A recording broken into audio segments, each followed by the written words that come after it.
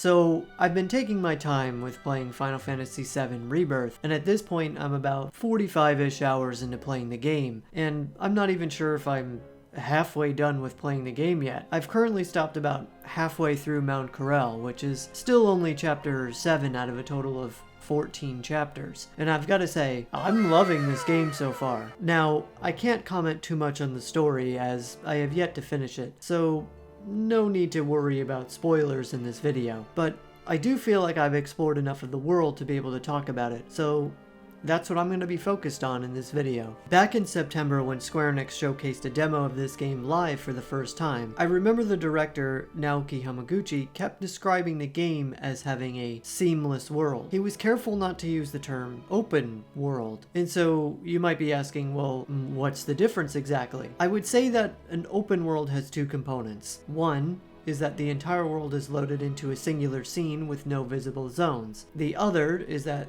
there's a lot more freedom to tackle main story objectives in a non-specific order. A seamless world is one in which the entire world could all be loaded into a scene, but doesn't have to be. It just has to feel like it. And the main story is more linear in structure, as opposed to having a more arbitrary, non-specific order of progression. And I would say that a seamless world accurately describes Final Fantasy VII Rebirth's world structure. There are technically separate zones, or the game refers to them as regions, but they're also massive and interconnected in a way that might convince you the game is a true open world game, and in my opinion, it's a game.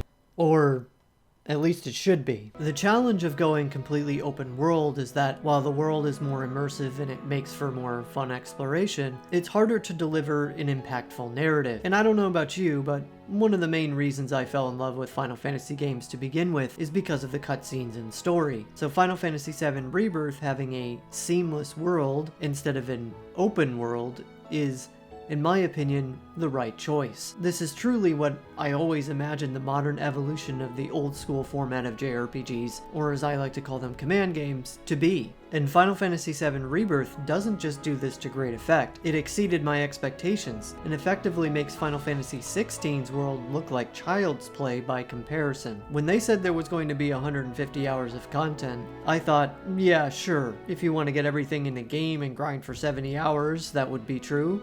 But nope.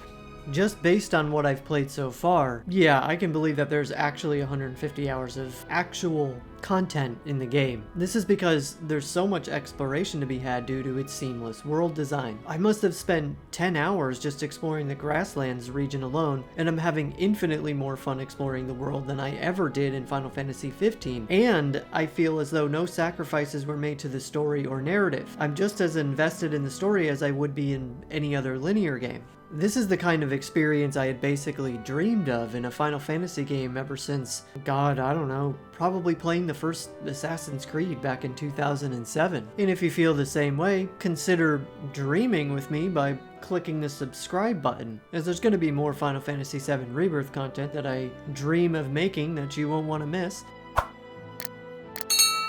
Like my final thoughts on the game when I finish it, I remember thinking to myself, man, wouldn't it be amazing if Final Fantasy had towns kinda like this, but with the storytelling of something like Final Fantasy X? I had hoped that this would be the kind of experience we would get with Final Fantasy XV, but was certainly skeptical on the story front even before the game came out. And yeah, it didn't deliver on story at all, and also on gameplay. But I'm not going to get into that right now, or I'll be ranting for an hour.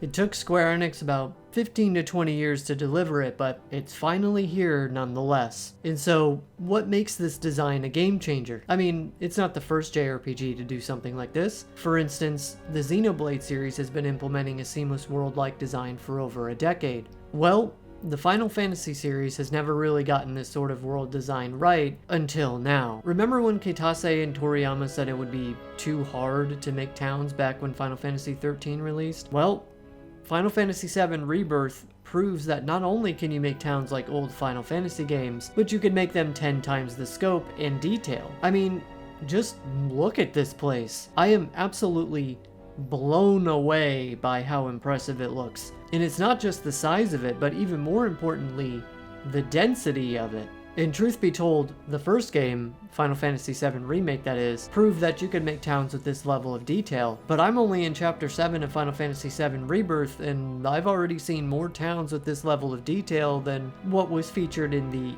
entirety of Final Fantasy VII Remake. The average JRPG has about 4 or 5 main towns or cities, with some smaller ones sprinkled in that maybe reuse some assets. Final Fantasy VII Rebirth has like 10, maybe more, and also with some smaller towns sprinkled in like this one here, which is in the Junon area called the Crow's Nest. And the world in this game, like, they didn't even have to go this hard. Now, I understand this game is also working off of a foundation that was set by the prior game, and they're also not depicting the entirety of the world of Final Fantasy VII in just this one game, so they can put more focus on each of the areas. But let me just be honest, they could have condensed the world by about a third and it still would have been passable. So there's no reason that a future mainline Final Fantasy game could be one whole game with 4 continents at about 1/3 the scale of this game with 4 or 5 towns and a few smaller towns, right?